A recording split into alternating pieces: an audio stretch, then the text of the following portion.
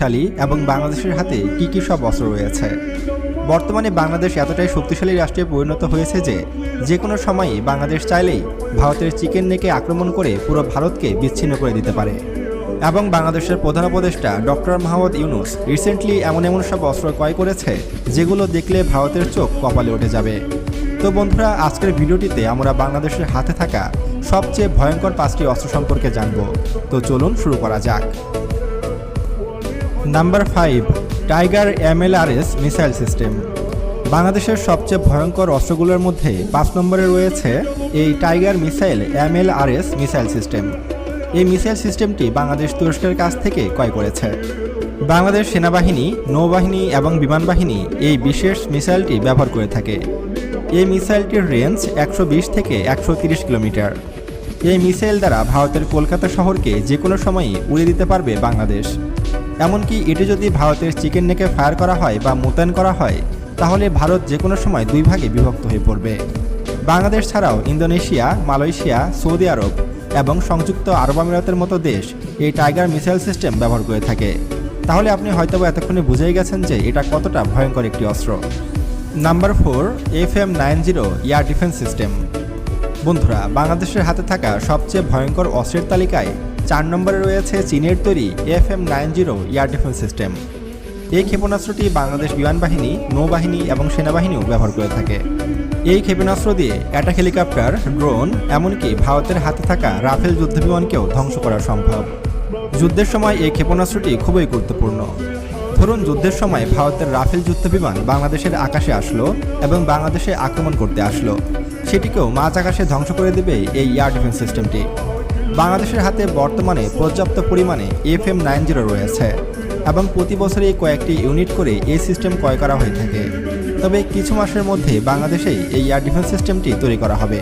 বিশেষ করে এতে ব্যবহার হওয়া মিসাইলগুলো বাংলাদেশেই তৈরি হবে। অলরেডি চীন এটির কারখানা তৈরির কাজ শুরু করেছে বাংলাদেশে, যেটা নিয়ে কিন্তু ইতিমধ্যে চিন্তিত Bharat. Number 3, BNS Bangabandhu frigate যুদ্ধজাহাজ। বাংলাদেশের সবচেয়ে ভয়ঙ্কর অস্ত্রের তালিকায় 3 নম্বরে রয়েছে বাংলাদেশের সবচেয়ে শক্তিশালী যুদ্ধজাহাজ বিএনএস বঙ্গবন্ধু। আর এই যুদ্ধজাহাজটির নাম শুনলেই ভারতের আত্মা কেঁপে ওঠে। এই যুদ্ধজাহাজটি যখন বাংলাদেশের বহরে যুক্ত হয়, তখন এটিই ছিল দক্ষিণ এশিয়ার সবচেয়ে শক্তিশালী ফ্রিগেট যুদ্ধজাহাজ। এত শক্তিশালী ফ্রিগেট তখন ভারত ও পাকিস্তানের কাছেও ছিল না। এতে রয়েছে 8টি জাহাজ বিধ্বংসী মিসাইল, যা দিয়ে 280 কিলোমিটার দূরের যে কোনো বস্তুতে নিখুঁত আঘাত হানতে সক্ষম এটি।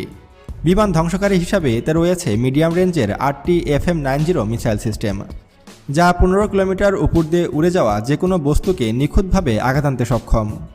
এছাড়াও বিএনএস বঙ্গবন্ধু সাবমেরিন ধ্বংসকারী টর্পেডো ব্যবহার করে থাকে, যা সাগরের নিচে লুকিয়ে থাকা যে কোনো সাবমেরিনকে ধ্বংস করতে সক্ষম।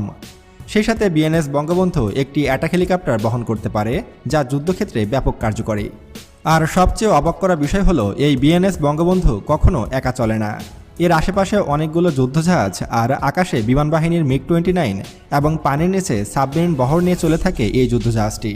তাহলে আপনি বুঝতে পারছেন যে এই বিএনএস বঙ্গবন্ধু কতটা ভয়ঙ্কর শক্তিশালী একটি যুদ্ধজাহাজ।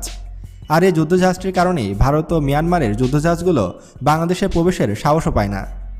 Number 2, Ming class submarine. বন্ধুরা, বাংলাদেশের সবচেয়ে ভয়ঙ্কর অস্ত্রের তালিকায় 2য় অবস্থানে রয়েছে মিং ক্লাস সাবমেরিন। বর্তমানে বাংলাদেশ নৌবাহিনীর কাছে মোট 2টি সাবমেরিন রয়েছে, যা চীনের কাছ থেকে ক্রয় করা হয়েছে।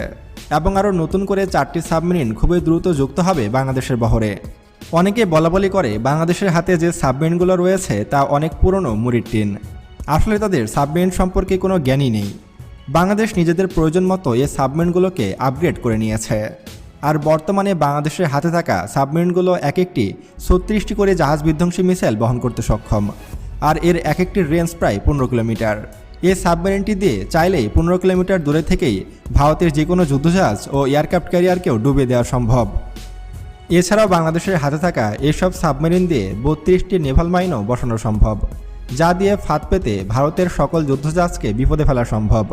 তাহলে হয়তো আপনি